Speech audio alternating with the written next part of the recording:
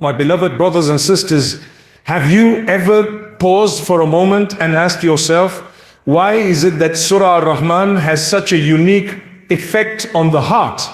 Why is it that even when a child listens to it, even someone who doesn't understand the Arabic, their eyes fill with tears, their skin shivers, and their soul feels at peace? It is because this surah is not just words on a page, it is a direct conversation from Allah Almighty to you and me. And when Allah repeats again and again, فَبِأَيِّ عَلَىٰ رَبِّكُمَا تُكَذِّبَانِ, which of the favors of your Lord will you deny?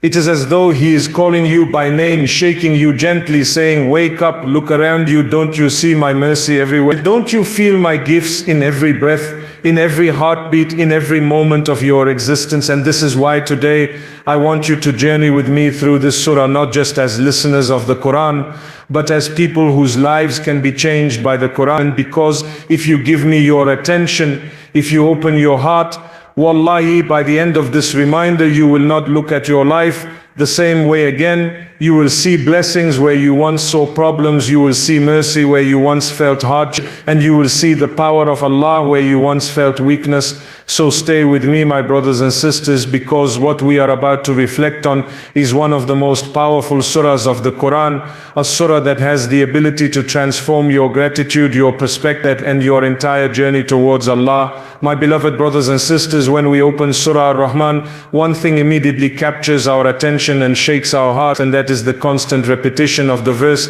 فَبِأَيِّ عَلَىٰ رَبِّكُمَا تُكَذِّبَانِ. So which of the favors of your Lord will you deny? And this is not once, not twice, but 31, almost as though Allah Almighty is speaking directly to you and me, reminding us again and again, waking us up from our negligence, telling us, reflect, look around you, open your eyes, don't be blind to the blessings that are pouring over you every second of your life. And it is not a mere poetic repetition, it is a divine echo that comes after describing one blessing after another. The sun and the moon, the trees and the stars, the seas that meet but do not mix, the fruits, the rivers, the pearls, the balance of justice. And after each gift, Allah asked, which of these will you deny? Which one can you honestly reject? And the answer is none. But the human being, forgetful, arrogant, busy with his worldly distractions, still denies, still complains, still looks at what he doesn't have instead of bowing in gratitude for what he already has. And the beauty of this repetition is that it penetrates the heart. It doesn't let you move on. It keeps tugging at your soul, reminding you again and again until you begin to feel ashamed, until you lower your head and realize that every breath you take is a blessing, every moment of health, every sip of water, every heartbeat, every ray of sunlight, even the ability to listen to these words right now, these are all from the mercy of Ar-Rahman. And yet man forgets, so Allah repeats and repeats and repeats, so that the one who is heedless might wake up, and the one who is arrogant might humble himself, and the one who is ungrateful might finally recognize that everything he enjoys, from the smallest comfort to the greatest luxury, is a direct favor from Allah. And if you were to try and count them, you would never be able. But still Allah keeps asking, which of the favors of your Lord will you deny? Because He knows that human beings need constant reminders. They need to be shaken. They need to be reminded repeatedly so that the truth sinks in and gratitude blossoms in their hearts. My beloved brothers and sisters, when we go through Surah Ar-Rahman, we notice something so profound, something that touches both sides of our existence, and that is the balance between the unimaginable mercy of Allah and His ultimate power and authority. For the same surah that begins with Ar-Rahman, the most merciful, also reminds us that this Lord of mercy is not weak. He is not to be taken for granted. He is the one who created, who set the balance, who established justice, who will hold everyone accountable. And this is the beauty of the Quran. It doesn't only comfort us with the love of Allah, but it also shakes us with the awe of His majesty, so that we live between hope and fear. And if you read these verses carefully, you will see how Allah describes His signs, the sun and the moon moving with precision, the sky raised high, the balance that must not be disturbed. And then He speaks about the oceans, the pearls, the ships sailing like mountains, all of this showing His mercy because it benefits us, it feeds us, it sustains us. But right there he reminds us there is also accountability. There is a day of judgment where the criminals will be known by their marks, where they will be seized and dragged. And on the other hand, there are gardens of bliss for those who feared standing before their Lord. And what does that show us? It shows us that Allah's mercy is vast. His favors are countless, but His justice is uncompromising, and without that balance, the human being would either become too arrogant, thinking, Allah is merciful, He will forgive me no matter what I do, or he would fall into despair, thinking Allah is powerful, He will destroy me no matter what I do. But Allah places both side by side so that we understand, yes, never lose hope in His mercy because it encompasses everything, but also never think you can escape His power because He is the master of the day of judgment. He is the King of Kings, He is the one before whom every soul will stand.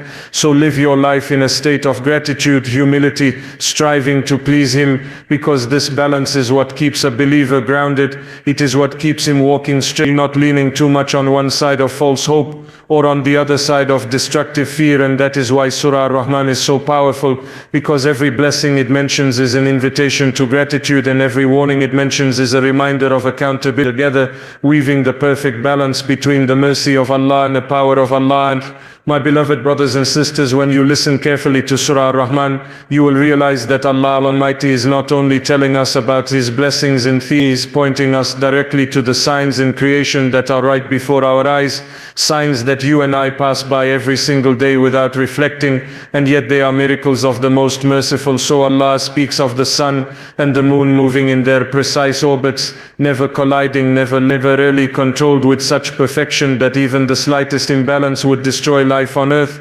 And He mentions the stars and the trees prostrating to Him, reminding us that everything in creation is in submission. Whether we humans submit or not, the universe is already in. And He raised the heavens high and placed a balance so that we may not transgress, meaning even the laws of nature, gravity, the air we breathe, the water cycle, everything runs in perfect balance. And then He tells us about the seas that meet but do not meet, fresh and salt water flowing side by side with a barrier between them that science only discovered recently.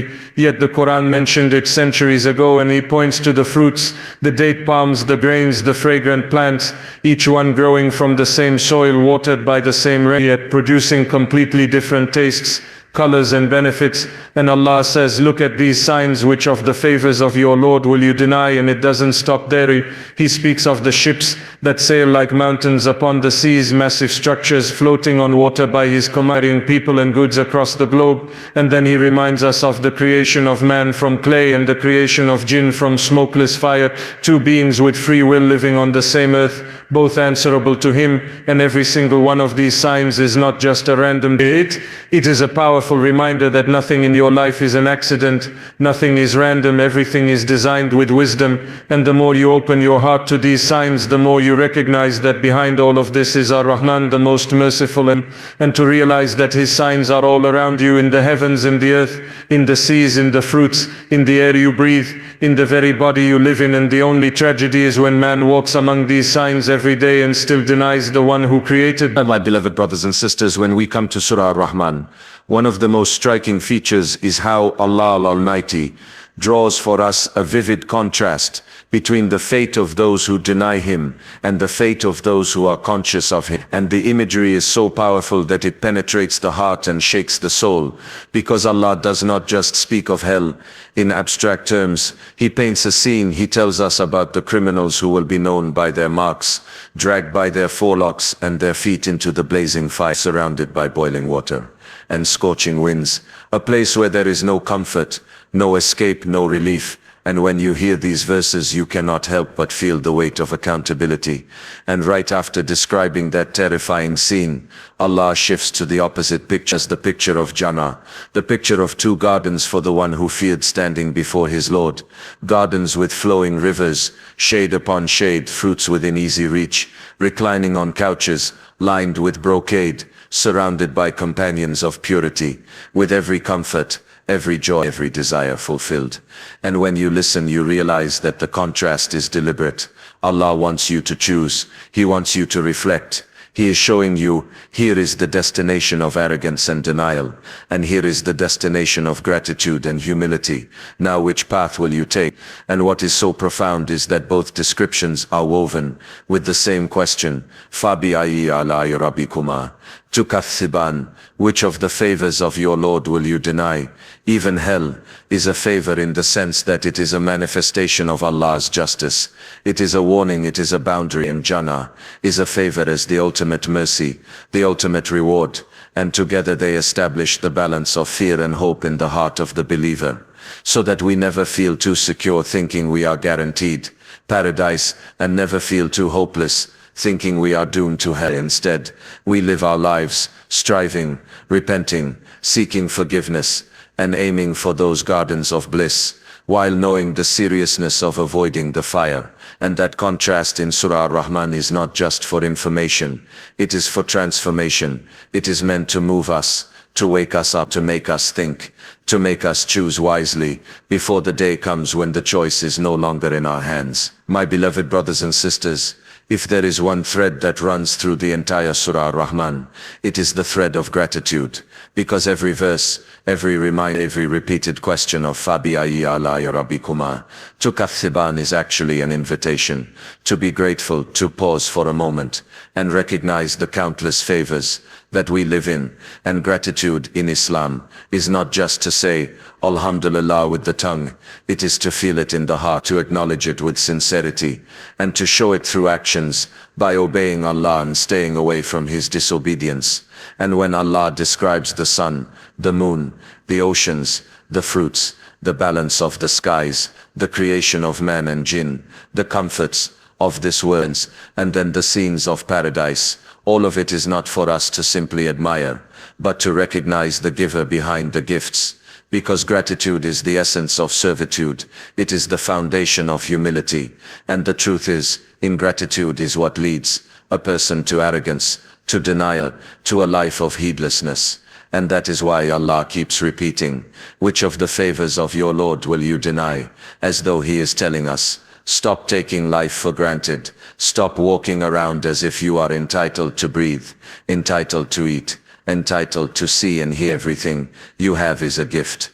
And when you realize that, your heart softens, your tongue remembers Him more, and your body rushes to do good. And the amazing thing is that the more you show gratitude, the more Allah increases you. He promises, if you are grateful, I will surely increase you. And so gratitude is not just a response to blessings, it is the key to receiving more, both in this world and in the hereafter. And in Surah Ar-Rahman, Jannah itself is presented as the ultimate reward for the grateful, those who feared their Lord, those who acknowledged His favors, and lived in humble submission. And so the central message is very clear. Do not live a life of denial, live a life of gratitude, because gratitude transforms the way you see everything around you. It turns challenges into opportunities for patience. It turns small blessings into treasures, and it turns your entire life into worship. And that is why this surah is called Ar-Rahman, to remind us that every blessing flows from His mercy, and every heartbeat is an opportunity to thank Him before the heart stops beating. My beloved brothers and sisters, as we come to the end of this beautiful reminder from Surah Ar-Rahman, let us never forget that the message of this surah is not just for us to recite with our tongues, but to live with our hearts and our actions. For it reminds us again and again of the countless blessings of Allah. It shows us the balance of His mercy and His power. It points us to the signs of His greatness all around us. It warns us of the fire and gives us glad tidings of the gardens of bliss. And it calls us towards a life of gratitude, humility and reflection. And if we take these lessons seriously, wallahi, our lives will change, our hearts will find peace, our families will be blessed, and our akhirah will be secure. So let us make a firm intention here and now, that we will no longer walk through life blind to the favors of Allah, but instead we will recognize them, we will thank Him, we will submit to Him, and we will strive to meet Him with a heart full of gratitude, and a record filled with good deeds. May Allah make us from those who listen to the reminders, and follow the best of them. May He make us from the people of Jannah, and may He protect us all from the fire of hell. And I say to each one of you, good luck on your journey of faith. Good luck in your struggle. Good luck in your efforts to please Allah. Remember that you are never alone. Your Lord is with you, watching over you, guiding you, and blessing you in ways you cannot even imagine. So never give up, keep moving, keep praying, keep thanking, and keep hoping in His mercy. And I thank you, my brothers and sisters, from the depths of my heart for lending me your ears and your hearts. May Allah reward you for every second spent in His remembrance, and may He gather us all together in gardens beneath which rivers flow, where there will be no speeches, no reminder, but only eternal joy in the presence of the Most Merciful.